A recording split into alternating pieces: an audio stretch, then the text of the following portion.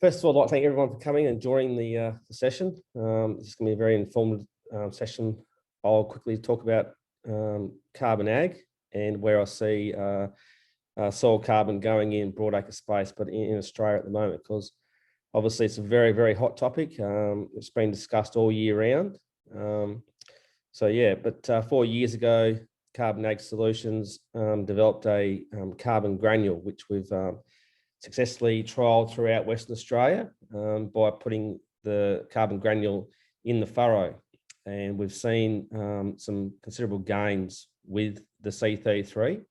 The reason this is happening is because we're able to actually go back into the same furrow each year and put this carbon granule right on top of each other. So what we're doing is slowly building that soil carbon zone around the rhizosphere, and we've had some success with that. But what today's session is about is everyone's trying to build soil carbon, whether it's through through a compost program, a manure program, through pastures. And what today's about is we believe we've found a machine that can actually go out and map soil carbon. We use it this year. We've done 7,000 to 8,000 acres, about 3,000 hectares already this season. And its main role was to accreditate the changes that we've seen in our carbon program, but also for any other growers or producers that want to measure soil carbon on the go. We think this machine is an excellent tool. So it does the soil carbon, it does pH, and it does EC, and then we generate maps for that. And under the ERF program, it's showing where the soil carbon is the strongest and the weakest in the fields. And in WA fields, we see such variable changes within a field. So by towing this machine behind a ute or at setting time with the iScan unit, we're able to map these areas and then come back per the ERF protocol and actually do cores. So Varus have a core machine, a P4000, which Tyler will talk about obviously as well. But yeah, we feel that in Australia, that I think it's a waking giant, really, soil carbon in broadacre agricultural space. And I believe we've found a machine or a tool, which Tyler will speak about, that actually can cut significant costs with soil carbon measurements, but also bring in whole new accuracy. There's no point going around a field and just stabbing in the dark and looking at different soil zones from different maps. I mean, this machine actually maps the soil on the go. It's very, very accurate. Everything is verified by a lab, of course, as well. So it's accredited by a lab, the findings. But Tyler will go in and speak about that. But yeah, if people want to discuss further about what we're doing or any ideas around soil carbon priming within the furrow, I'm happy to take questions after and discuss that and further. But what I will do now is I'll actually introduce Tyler Lund. He's the owner and developer of the Veris technologies, and yeah, so look forward to hearing Tyler's little presentation. All right, thank you. Thank you, Brad, for inviting me and all you've done to start kind of pioneering this in this space and kind of promoting it. We're glad to have this audience. I'm going to share my screen. Brad, can you confirm you can hear me all right? Is that coming through okay? We can hear you, yeah, and all right. Your presentation. And you can see my presentation. All right. You can, yeah, perfect. Well, perfect. I'm coming to you from Salina, Kansas, in the middle of the United States.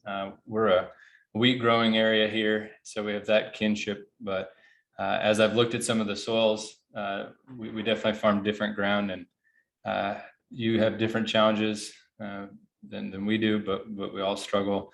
And a lot of it comes back to the soil. And so I think that's a commonality we have as well. I'm glad to hear that carbon is of interest to you and that there's some enthusiasm. When we first came out with a carbon sensor, an optical sensor for measuring carbon, we had farmers ask us, is carbon a good thing? Do I want more or less of that in my field? And we definitely, folks have become more educated and enthusiastic about the role it can play in improving their yields by using, utilizing, understanding it in their agronomy and as a way of sequestering carbon in the fight against climate change. So there's a lot of interest, a lot of intrigue. So I'm going to try to go through both of those topics, both the carbon sequestration aspect and the just general agronomy. How do we do a better job of farming our paddocks with the knowledge of carbon across of it? So I'm going to try to do that, and the time allows me. I may burn through some slides. I apologize for that ahead of time. And I also apologize if I use acres and pounds instead of hectares and kgs in some of this. And sometimes we call soil carbon, soil organic matter. They have a relationship. And so the topic is soil carbon, but sometimes the term soil organic matter might slip out. But what we want to cover today is just generally, just initially, why map soil? We know that carbon is important, or we hope, it's kind of an assumption, but why map the soil? And then how to map the soil, what sensors, how to do it well, and then find out how to use those soil maps to improve our profitability, improve the environment. All right, so we map the soil because soil matters. We're starting with organic carbon. This is probably not news to a lot of you, but it has an important role in the nitrogen cycle, the way it interacts with microbes, digesting the plant material and producing nitrogen. It also increases water holding capacity, infiltration, just the general health. So organic matter really has a big contribution to our yields. And I know we were talking to some farmers, some agronomists, some educators, some policymakers. So we're going to try to go through all of this in a way that hopefully is applicable to everybody. But organic carbon, huge driver of yields. It's also a great indicator of past yields. Where you have increased levels of carbon, you typically have had increased levels of plant material, biomass, higher yields. So it's both a driver of future yields and it's an indicator of previous ones. So it's almost like a yield map. An organic carbon map is like a yield map from a long time period. We also think that soil matters because of the soil texture, which we measure through electrical conductivity. Texture, that sand, silt, clay percentage. That's a big whole determinant of water holding capacity, the rooting depth, nutrient supply or holding capacity as well. So that soil property matters. Also, really emphasize soil pH. Of all the chemical properties in the soil, pH is what makes all the nutrients become available or unavailable. It also interacts with herbicides and the soil microbes as well. Lastly, it's not necessarily a soil property, and we don't have a unique sensor for it, but measuring topography and understanding the lay of a field can help us understand water movement, and that's obviously a big component in our yields. You can see a picture here, two corn, rows that are about 20 meters apart, and the difference between these is not what type of corn hybrid it was, fertility, planting date. The difference is the soil. One has more water holding capacity and is holding on, and the other one gave up because of dry weather. So soil matters to the plant, soil matters to the inputs. Where we're going to lose nitrogen through leaching or denitrification is strongly influenced by the soil properties. And even our equipment, as it interacts with the soil, certain soils make good seed beds, some don't, some clod. So the soil texture, the soil structure is important for our equipment as well. So that's, we map soil because it matters. We also map soil because it's variable. It is highly variable. In addition to the agronomy, as we look at carbon and the goal of over 10 years, potentially increasing the carbon levels by 0.5%, there's different ways you can stoke it, but just from conservation practices, hopefully we can move it by 0.5%. Well, the challenge with that is that the carbon variability across the field or within the field is much greater than the amount we think we can change it. These little grids, these squares, are 1 hectare cells. And inside each of those 1 hectare squares, we took 10 samples. And within that, we found this amount of variability. This is the range of soil organic, actually this is soil organic matter, which is just a little bit higher than organic carbon, but you can see an incredible range of variability. So if we're looking to improve the carbon by 0.5% inside this 1 hectare square, the carbon variability was 2.6. So the idea that we can maybe sample randomly through the field is not going to work. And even intense sampling like this shows an incredible amount of variability. And this is an example of the soil. You've seen it. Your soil may not look exactly like that, but the difference in color, the difference in organic carbon is there, and it happens at short distances. And it doesn't just happen and affect the way we talk about it for sequestration and carbon credits, stuff like that, but in our nitrogen program. Nitrogen is mineralized, and we get free nitrogen from organic carbon or organic matter. The local university here has found that 20 to 30 pounds or 44, 60 kgs of nitrogen per hectare are available for each 1% of organic matter, 0.58% of organic carbon. So that's just free. And we can credit that, we can incorporate that into a nitrogen program if we know how much we have and where it is. However, if the range is from 2 to 4% organic carbon, then that means we're going to have incredible variability in how much free nitrogen we can incorporate into our program. And so we have to have a way to accurately and precisely measure where those soils are.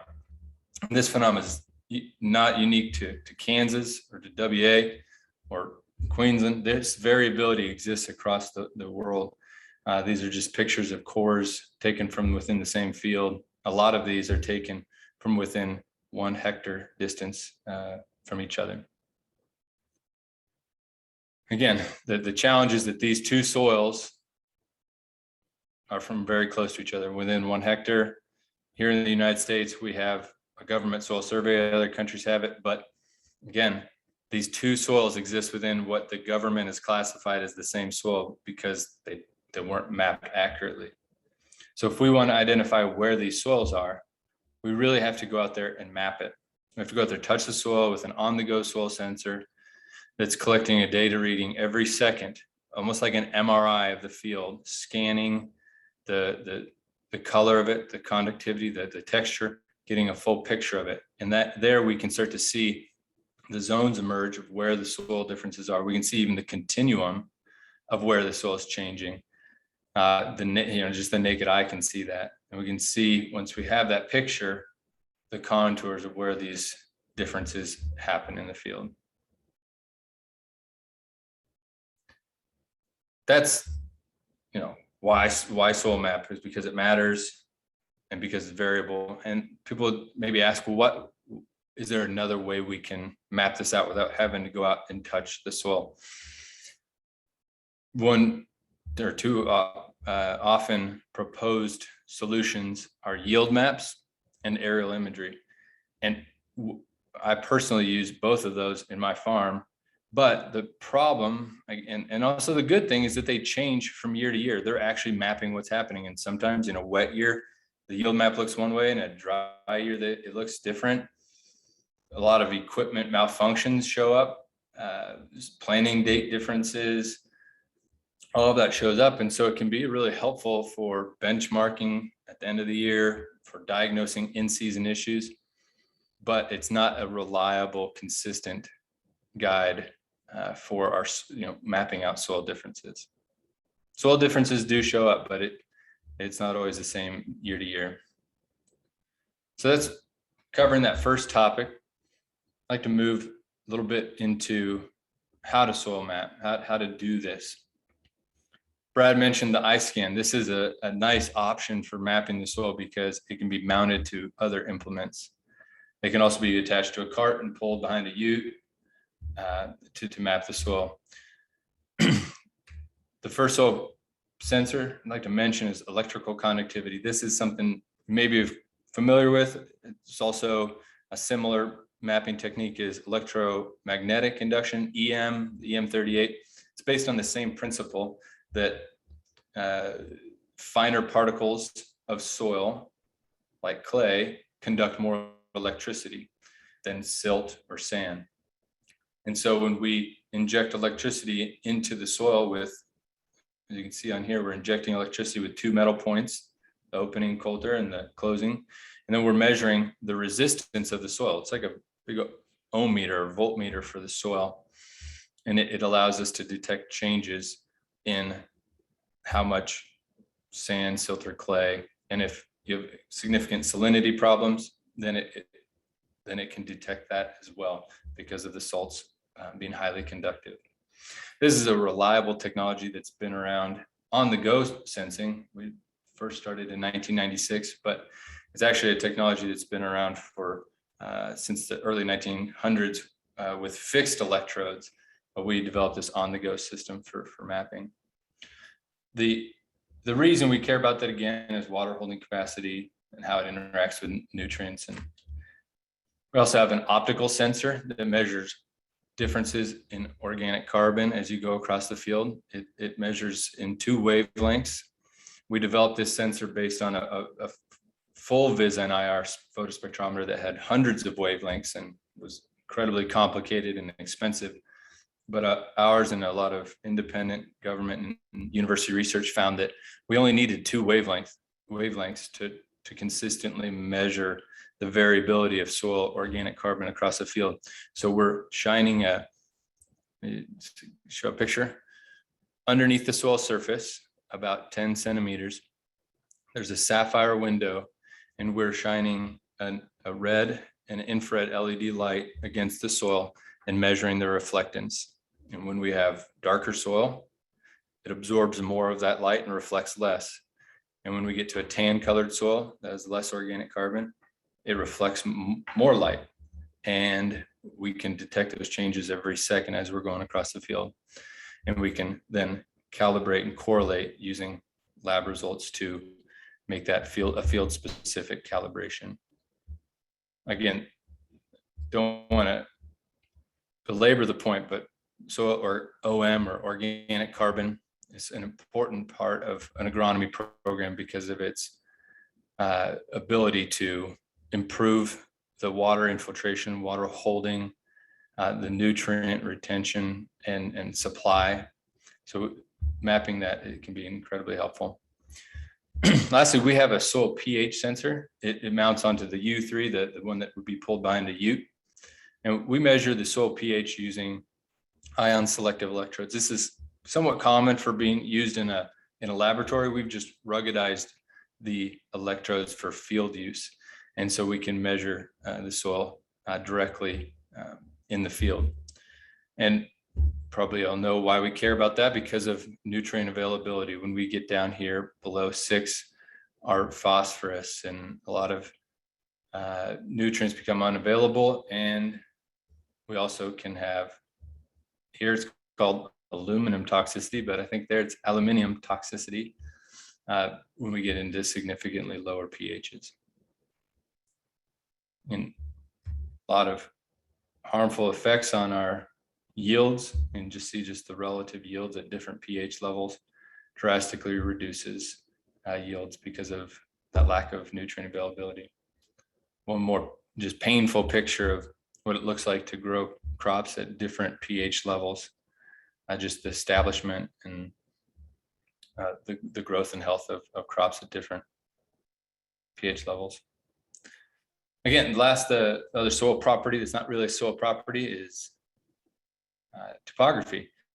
And we like to map this and not just take elevation as a relative number, but we convert it into numbers that help us understand if it's we call here a crest or a knoll of a part of a field, whether it's highly sloping, whether it's flat, whether it's depressional.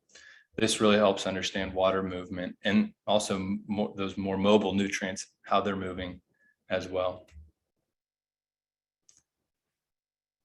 So that we recommend mapping with in situ sensor that touches the soil. And here's the process that we would go through. Those were the sensors. This is the process that we recommend. we'll go one by one real quick through it, but we have these multiple platforms. We space it out depending on the size of the field and the amount of variability, either 15, 20, 40 meters between the different passes. We can mount it onto a planter, tillage tools, strip till.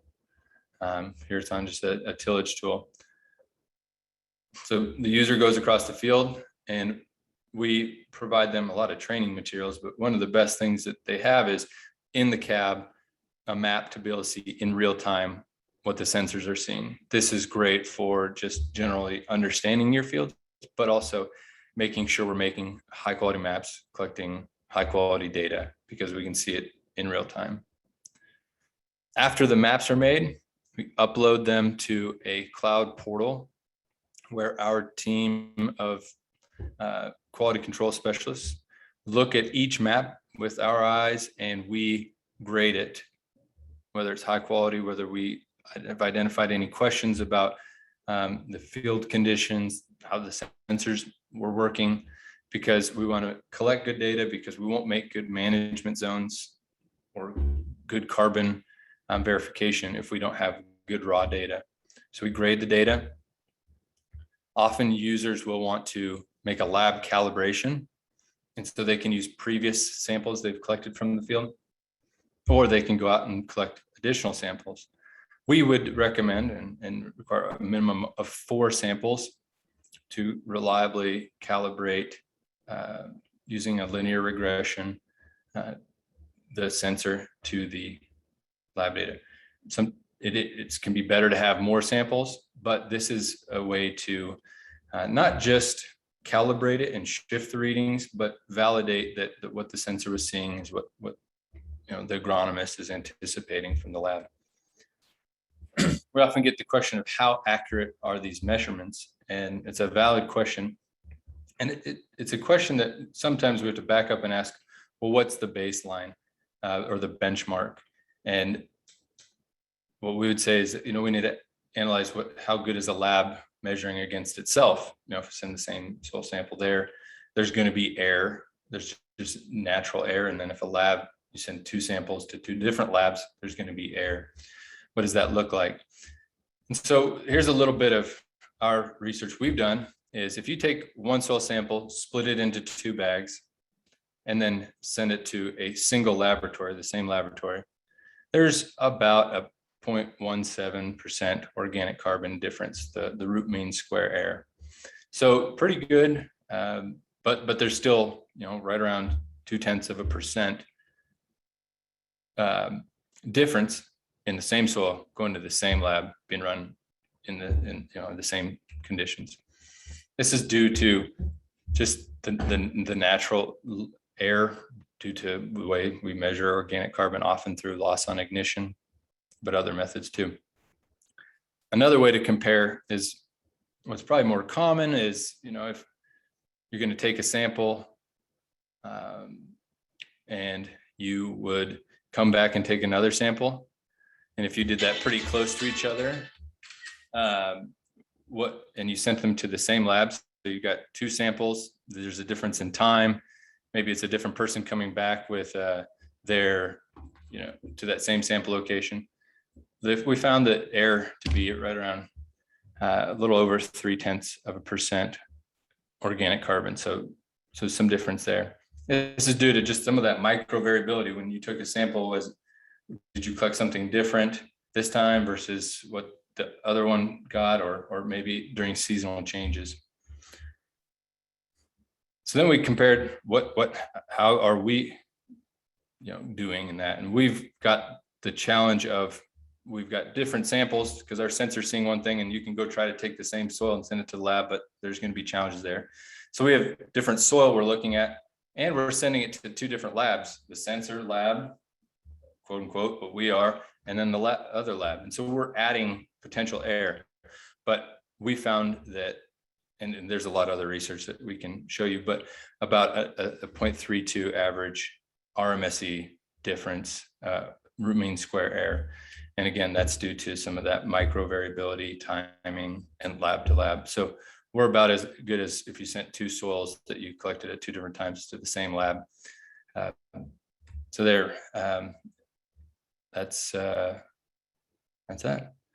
When we talk about how to soil map, all of that, going through and collecting the data using an sensor platform, what it ends up giving you is a really big data set that can be somewhat complicated. So that's why I wanted to take the next section of time and just quickly run through how to use the soil maps, because sometimes that can be confusing.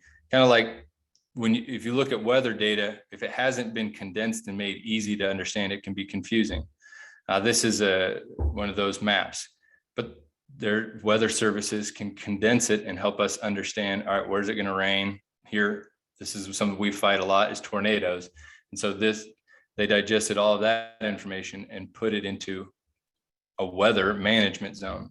And that's a service that we do as well, is we help take all of these layers of data, and instead of trying to use them individually, we're able to put them together into what we call application or input specific management zones. So this is one that can help us understand where we have the greatest loss of nitrogen. The way we do that is called sensor fusion. We take our different data layers and fuse it together. This example helps a farmer understand where they're going to have likely nitrogen loss due to denitrification. I think maybe in WA you probably suffer maybe more through leaching, but this happens when you have poorly drained soils, really wet, stay wet prolonged, and the nitrogen leaves through a gas form. But the same principle would hold, and we have the same thing for leaching. So what we're looking for in the field to help them identify where nitrogen loss can happen is where do I have the heaviest soil? So we can calibrate to percent clay. So the area of my field that has the highest clay content, that's going to stay wet the longest. But it's not just the soil texture, the clay, that's going to make it wet, but the topography as well. So here's a map of curvature. All the areas in orange are kind of knoll shaped and shedding water. All of the green areas are collecting water. And so when we look at this, we can pull away all of the areas that are shedding and just look at the areas that are holding that water, and we combine it with the clay. And these are the areas where the overlap, kind of like a Venn diagram, where these overlap, we're going to have the greatest risk of it staying wet and losing that nitrogen through denitrification. So now when we want to scout or sample, these are the places we can go to. And the inverse can happen if we're looking at leaching. Where's it sandiest? Where's the greatest slope that's going to move the water and move that nitrogen? Another sensor fusion that I'd like to bring up, because if you have available to you have EM devices, EC devices collecting this data through electromagnet, like the EM38, can be a helpful tool. What we found though is that an EC map, whether it's a Veris EC or an EM38, it doesn't give a complete picture of a field. That we really do have to have that organic carbon, that optical map. Here is a field. The white lines might be a little confusing. That's a government survey, but what we're looking at is the EC map on the left. That's high clay content is black. The lighter gray and white is less clay, more sand. And on the right, high organic carbon, dark rich soil, where it's dark and light. You can see that there's some relationship between the two maps, but they're not the same. And that's why it's good to have both sensors. We have that good black clay, and the phenomena might be different in your paddocks, but we found, they may not look just like this, but there are differences between the soil EM map and the optical map. And this is what it looks like often. We have that good black clay. We also have high clay that's more eroded, side slope, A, B horizon. We're getting into the poor clay, not as good. Still high EC, but very low organic matter. And then we have areas that are low EC and low organic carbon. And that's, sandy, silty soil that just doesn't have the carbon, is not quite as rich. And then we also have low EC, low clay content, high organic carbon. That's that good, rich, tilthy soil that we'd probably like to have a whole farm of. If we just had one map, even if we just had the organic carbon map, it wouldn't give us the complete picture, because we would confuse these two soils. This top one and the bottom one are the same color, but they're very different soils and should be treated differently. And if we just had an EC map, we would think these two soils are the same. These two soils are the same if we just had EC. So we need that combination, and then we need also the fusion. And so this is a map where we actually are fusing together those layers into management zones that now we can actually treat each of these areas uniquely, because they are very unique yield environments. All right, I am going to whip through some of this. This isn't sensor fusion, but this can save you a lot of money. This is a pH map. You can see just how many pH readings there are. The density is pretty incredible. This is what if you had taken 1 hectare sampling, which would be incredibly expensive. But even if you did that, there's still not as much definition, but there's some relationship. You can see a prescription from the grid map and a prescription from the Veris sensor map. Pretty similar, but you can see how it just comes into focus. And that focus really pays off, because that's the lime differential. The orange areas, that's money saved. You did not need to put lime there, but the grid sampling map would have had you put lime there. The green areas are actually going to make you more money, because those are areas that needed lime or needed more lime, but the grid sampling, the coarse map did not have you applying enough. And so what we found, depending on the price of lime's cheap, but getting it to your field and the spread isn't, it can have some significant savings. And this is a beautiful picture. I love to see this. This shows us exactly what we're all about. This is lime spread variable rate. You see the areas that need it are getting lime, and the areas that don't, the grower is able to save money. All right, let's see. So soil pH management, I could just grab a couple regions in Australia. You can see that the soil pH is a struggle. It's a struggle here too. There's a lot of opportunity to better manage pH. I grabbed another great application for high resolution soil maps. For WA at least, is trying to fix some of those soils, the non-wetting soils, non-wetting sands. Very expensive to do, so you really only want to do it where that you exactly need to do it, and pulling up clay from the right depth and managing that with a good soil map is a great way to save money and improve yields. We could go through a lot of different applications. We call this farm-wide management zones. There's a lot of different applications, yield analysis, herbicide. A lot of the soil applied herbicides interact with soil property, these soil properties. Just to highlight these though, like I said, herbicides and pesticides, water management, whether that's irrigation, some of you would be drainage, lime, gypsum, compost, manure, all come back to these soil properties we're measuring. Putting different rates of seed out. Some of this is, putting higher rates of seed on your good soil and pulling back on your poor. But in grains, at least on my farm, my poor soil, I actually need to put more seeds out there to get a good stand established. And so I'm putting higher seed rates on my poor soil and cutting back on my good soil, because I don't want it to overgrow and lodge and cause issues there. And then it comes back to nutrients as well. These soil properties we're measuring are the properties that affect nitrogen use, loss, and storage. And so sampling by these maps can really help refine those applications. All right, so with the remaining time, I just want to mention a little bit about carbon sequestration and the goals we have with getting ag involved and really benefiting from these efforts. Very simply, the idea is that year one, we take a measurement, and year 2 or 10, we take another measurement, and hopefully we've increased carbon significantly. And we have in this really crude example. The problem is, depending on the way we measured it for our baseline and the way we measure it for our achievement, how much we've sequestered, there's a margin of error, also called confidence interval. And if that's too great, it doesn't look like we sequestered anything.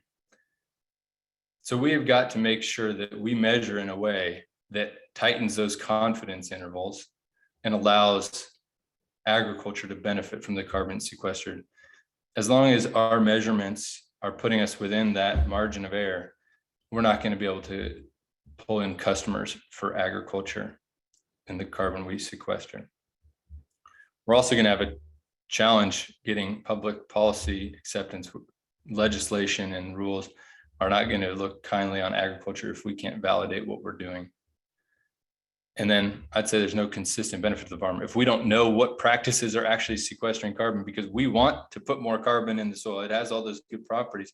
If we can't measure it, we can't manage it. And so we need to be able to measure it well.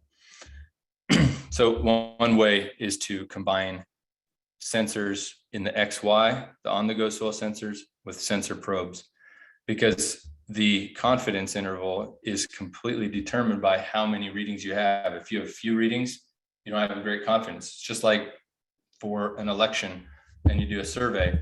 If you only ask 10 people, there's going to be a huge margin of error. If you ask 1,000 people, the margin of error goes down. So if we only take 10 samples from a field, 10 readings, then we don't have very much confidence. However, if we have an on-the-go soil sensor that collects thousands of readings across the field, we begin to better understand the actual carbon there, and we can get the statistics to work in our favor as agriculture. We do that. Here's the unit that Brad was talking about, hooked onto a seeder, or one that can be pulled by you. So you scan the field, and then in conjunction, you would use a probe to take deep sensor readings and deep cores. The cores are used for the lab validation.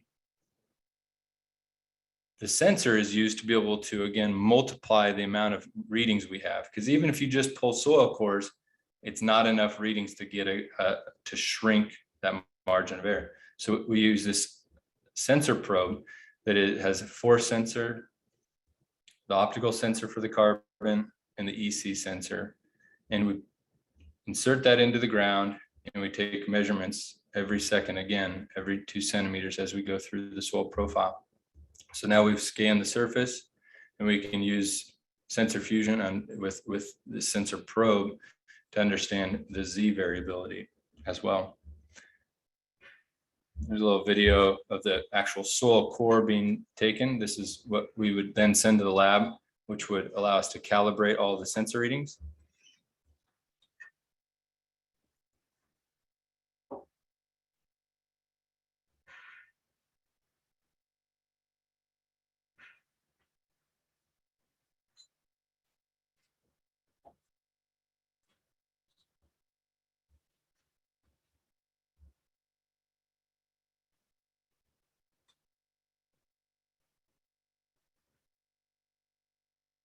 You can see the soil core taken down to, I think that one was 90 centimeters. You can segment that up based on whatever protocols the governing body you're working with needs. And here's the sensor probe that's going to be inserted into the ground at that exact same spot so that we can correlate the sensor readings with those lab readings. And what this does is it really, on a 100-acre field, so that 40-hectare field, 720 soil sensor measurements, because we inserted the sensor probe 36 times, multiplied by all those readings.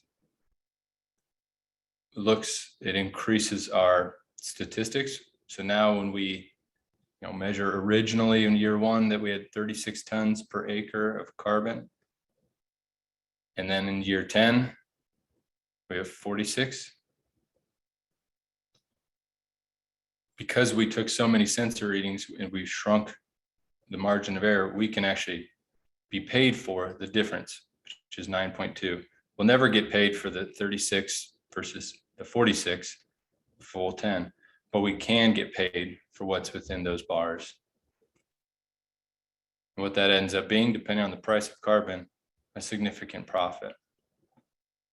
What we want to avoid is farmers being paid just blanket by the acre. If I sign up for this program, if I adopt this practice, I mean, farmers don't get paid by the acre for what they grow. They get paid by the kg, what they bring to the elevator. The same should be for carbon. In addition, not only do we not just take these samples for the carbon market, we now have that great soil map that we can use in all of our other precision ag practices.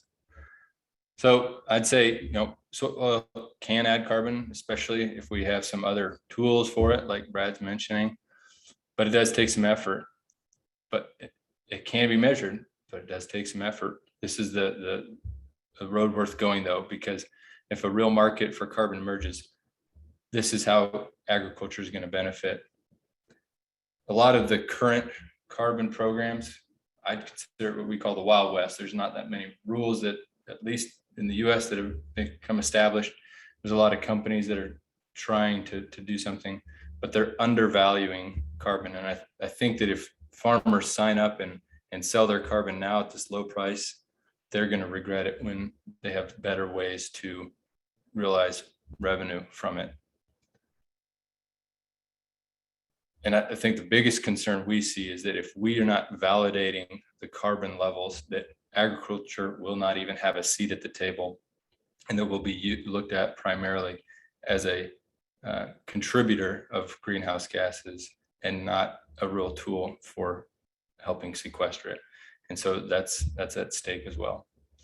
So thank you for your attention. Thank you for letting me whip through why we soil map, how to do it, and how some of the creative ways that we've seen people use these soil maps. And so with that, I give it back to Brad and the team. And if there's some questions, I'd be happy to answer them here and follow up by email as well. Anything you have. Great. Thank you, Tyler.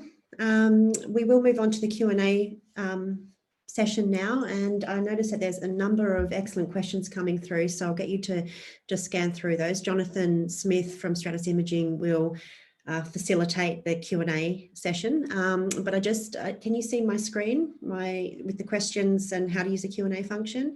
So if you would like to ask a question, just hit the Q&A button at the bottom of your screen and type the question into the box, and we'll read your question out, or you can raise your hand and we'll unmute you, and then you can ask the question that way. And if that all fails, then just pop it into the chat box and we'll pick that up as well.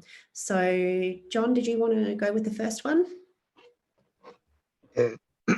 Thanks, Sarah, and thanks, Tyler and Brad, for your comments and presentations. So the first question that we've got here is from Jacob, and the question is, as carbon is becoming traded as a commodity on global markets, is the industry building a standardised methodology for measurement of carbon?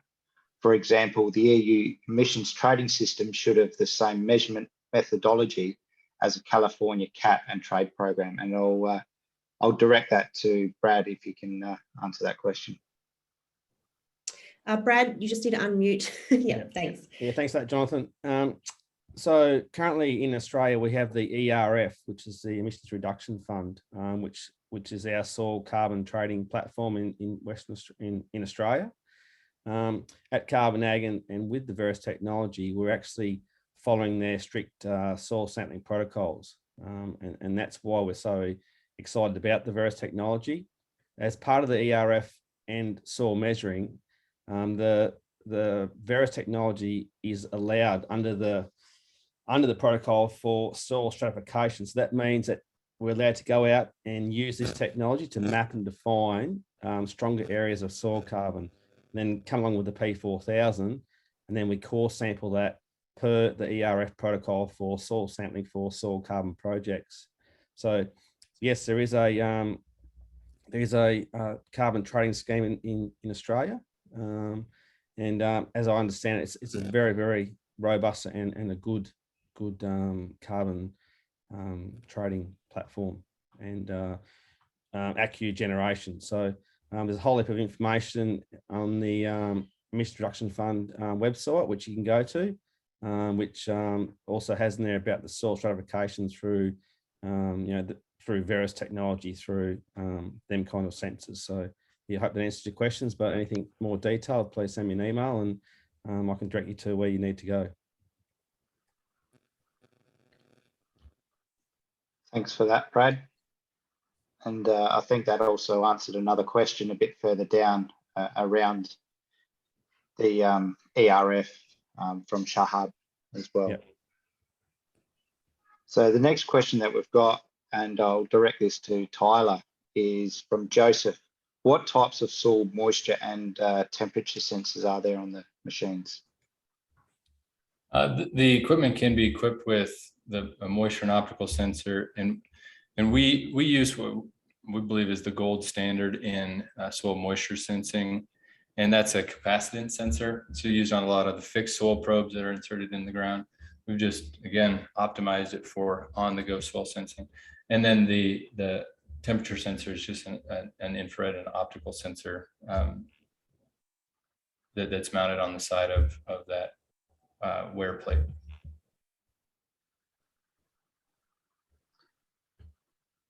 Okay, thanks for that, Tyler. Hopefully that answers your question there, Joseph. And yeah, and just probably to build on that, Tyler, the machines that currently have the soil moisture and temperature sensors as a standard feature. It's maybe not standard, but it's an option to add the soil moisture and temperature sensors to that. Yeah, it's a very new soil property to be able to map on the go. We've had for a long time this ability to measure it in a fixed location, but understanding those variations across the field, it's really captured the imagination of growers in doing a better job of planting, getting seed into the right moisture, and temperature may not be as high of an impact for seeding and seed bed preparation for all these growers, but that's the moisture can also be helpful in understanding just that variability of the water holding capacity across the field. Thank you. Our next question is from Conrad, and the question is, does increasing carbon increase denitrification rates? That's a fascinating question. I don't know if you're sending that my way, but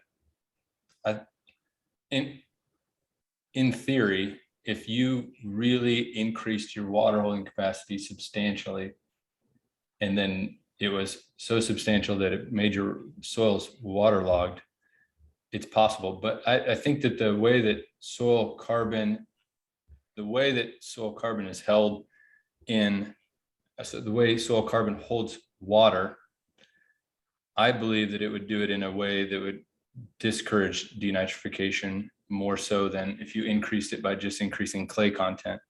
Because the way that, if you think about soil carbon as more of a sponge, those soil microbes cause denitrification when there's an absence of oxygen. And I think that I do not see it as a problem, a reason to keep carbon at low levels, but I think that's it shows an interesting line of thinking.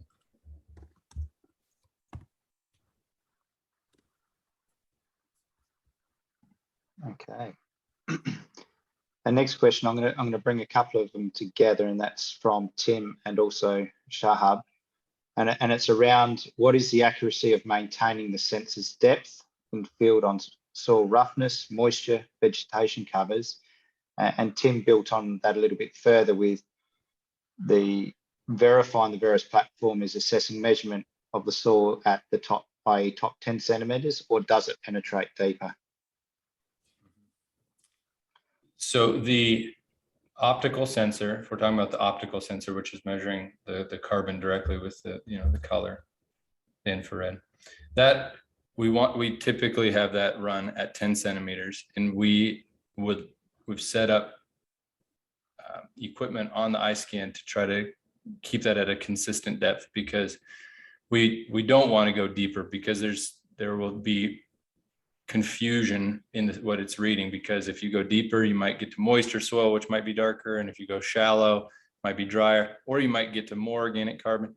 We do want to have a consistent depth, and so we have depth gauge wheels on that, and we actually measure the depth at which you're running, so that we can verify in our quality control standards, are we keeping at a consistent depth? So it's a great question. It is measuring at 10 centimeters, but it's also measuring at whatever depth you set that machine. So if you wanted to try to suspend it and run shallow, you could do that. Or if you really wanted to bury it, you could try to go a little deeper. And then with the probe, that's how we are able to try to measure at a deeper depth. There's also the electrical conductivity, the EC or EM, that measures, depending on the platform, 0 to 30 centimeters or down around 90 centimeters. And that can help us understand carbon. It's not a carbon measurement, but there's some interactions between the soil type and carbon that we can use to get at some of that deeper depth. But yeah, that's a good question. Just let's quickly just jump in there, Tyler. This year we ran the 2 ice scan units, and they work quite well, but we also need to make some changes to suit Australian conditions. So currently the ice scan unit runs a airbag. So we're going to actually replace the airbag with a hydraulic cylinder, similar to the one that DBS run or other air seeder bars in Australia run. So it'll keep that at a consistent depth, and it'll stop the vibration, I guess, over obstacles. With an airbag, it will come straight back down, but with a hydraulic cylinder, it'll come back slowly back into the ground, so that banging back down and can harm the sensor. And that will also keep the depth at a consistent level. With the U3, we're going to put a tine at the front of the U3, which will be at the same level as the sensor. It won't be any deeper. So if we want to go deeper or shallower, we have a tine there at the front. So it's actually going along, it's protecting the sensors, and we can actually change our depth. So yeah, that's a few things that we're doing to actually make the units more robust for Australian conditions, and there's some other things that we're changing as well. So yeah. Thank you, Tyler, and thank you, Brad. Another question that we've got here is from Tim Richards, and that is there a situation or soil type where EM is more suited to use over the Veris EC map, and how deep is the Veris measuring? Subsoil constraints caused by chloride is a big problem in their area. I think that EM has a valid place in agronomy and soil mapping. I think what we see, though, like I mentioned in there, is that the combination with optical is pretty important. And one of the challenges with EM is, being around metal, because it's a magnetic sensor. It really is suited best to be a solo sensor that's drugged behind like a quad bike. Because of that, what are times when an EM might be better suited? So the Veris EC, we do put limits on what soil types it can measure, or soil moisture levels. We understand the way that electrical current and magnetic currents work in soil, and we've put limits on, if soil is below wilting point, we've kind of programmed our sensors to not collect errant data in those situations. I think the EM, because it's more of a geological and scientific tool, they've not put those constraints on and just allowed the users to do that. And so I guess that would be the one time where, if you really wanted to kind of push your luck and try to collect soil data, maybe outside the limits of what kind of wind it should be, that'd be a time to use it. Thank you, Tyler. We're at 10 o'clock, but here in WA, But what we'll do is we'll maybe go through another, say, 3-4 questions. Any questions that aren't answered by our panelists here, we'll certainly note your questions down and reach out directly to you as well. So, question here from Michael is, and Tyler, you mentioned a minimum of 4 soil samples in order to calibrate the machine results. Is that a per hectare number? And also, when running the iScan unit attached to a vehicle, what sort of maximum speed is optimal to deliver a good result? Yeah, the minimum of 4 is per kind of similar land unit. So if that's a paddock that you're measuring, it can be 100 acres or 80 hectares, something like that. Or if there's 2 paddocks that are next to each other that have similar soil conditions, cropping, that's what we really need is a per field, per paddock. And speed, I wouldn't want anybody to you don't want to crawl through a field, because we need to cut the soil open and get in there. And so I'd say people should go at least 5 kilometers per hour. And we talked about keeping a consistent depth. Well, if we're going too fast and it's too rough, you can bounce. And that's why we have, the springs and airbags and other methods. So the max would be probably around 20 to 25 kilometers per hour. But you'd want to only do that when the field conditions allow.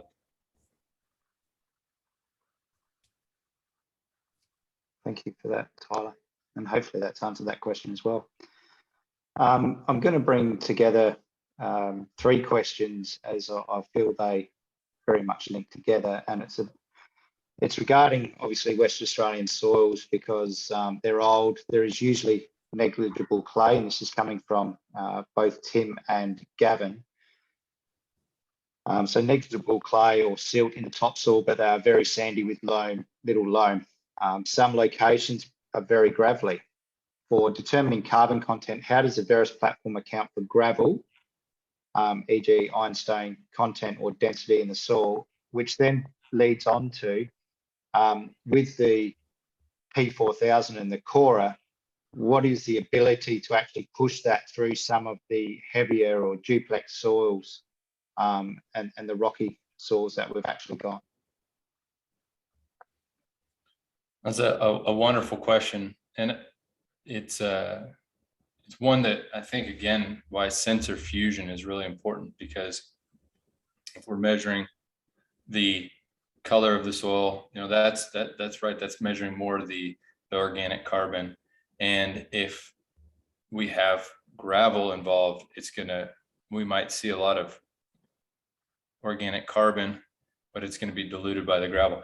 The EC sensor would be a great tool to help identify how much gravel there is and how variable it is, because I would imagine it's not a consistent level of gravel or sand, right? As we have sand and silt variability, that's really where we need to start bringing in sensor fusion to understand the carbon percentage and then the density of the soil for getting that prediction. And in your, sorry, Brad. Well, I think, Jeff's doing some work. Jeff Anderson from Deeper is doing some work on some gravel soils, and he might be able to put a bit more of a layer to that. He's doing some work up at New Norcia. Yeah, if you want to just jump in there, Jeff, and give some dialogue around that. Yeah, that's a great question, Tim. Yeah, we've mapped a farm near New Norcia, and it's got lots of variable gravel content. Some areas with no gravel, some areas with gravel. And we've gone out there and taken some extra samples to quantify the gravel content of the soil, and hope to bring that information into the calculations of soil carbon. Because when you got gravel in the soil, it's got to dilute your measurement of your soil carbon, and then we use that diluted value to calibrate the sensor. So we're doing a little bit of work there, working out the impact of the gravel on the soil carbon readings.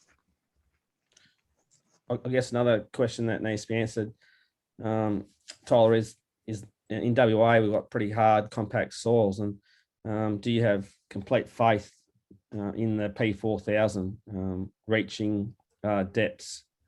It does.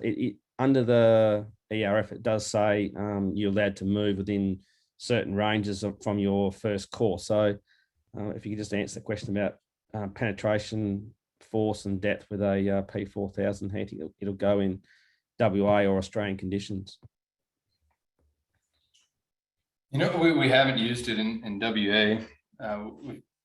The P4000 is facing tough circumstances before. The platform itself is a premier platform. It's one that was developed by Geoprobe, a sister company of ours that does deep coring, hundreds of meters into the ground through sonic insertion. So the platform is able to push. One of the more challenging things is the platform it's mounted to, whether it's, the tractor has this size, which is going to give. Is the soil going to give, or is the tractor going to lift up? And so the soil coring is a little more forgiving because you're not going to bend that tube. We do need to be somewhat careful with that force. There's a force sensor. We don't want to bend the probe, but it's a small diameter probe, and we are actually working on an even smaller diameter probe that really should require less force to insert it, less weight ballast to counteract that. But I think that it will be a good test, but I'm confident we can, through anchoring and potentially pre-drilling holes, we can make soil sensor measurements there.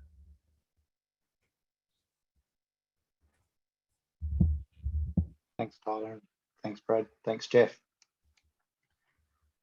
Rajesh has asked, can Veris classify soil, carbon and pH at different depth, or just the one standard depth? Just go back to the comment about we monitor depth and manage depth, attempt to, with depth control. And so we've got a little bit of flexibility between a super shallow, a medium, and a 15 centimeter depth measurement. The deeper carbon would be through the probe, and if you wanted to do some benchtop type pH readings of deeper depths, you could use the probe and then the sensor kind of like I said, like a benchtop measurement, but we don't have a deep pH sensor.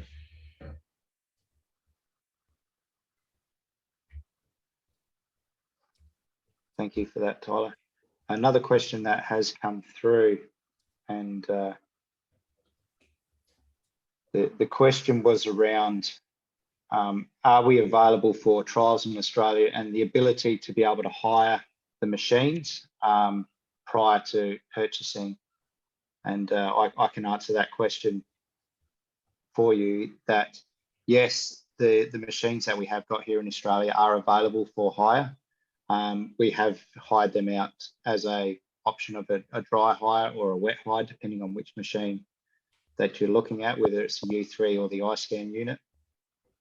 And certainly people are looking at that as an option before they do jump in and actually purchase the equipment themselves. So if you want some more information regarding hiring equipment, certainly please reach out to us, and we can answer those questions and have those discussions with you. I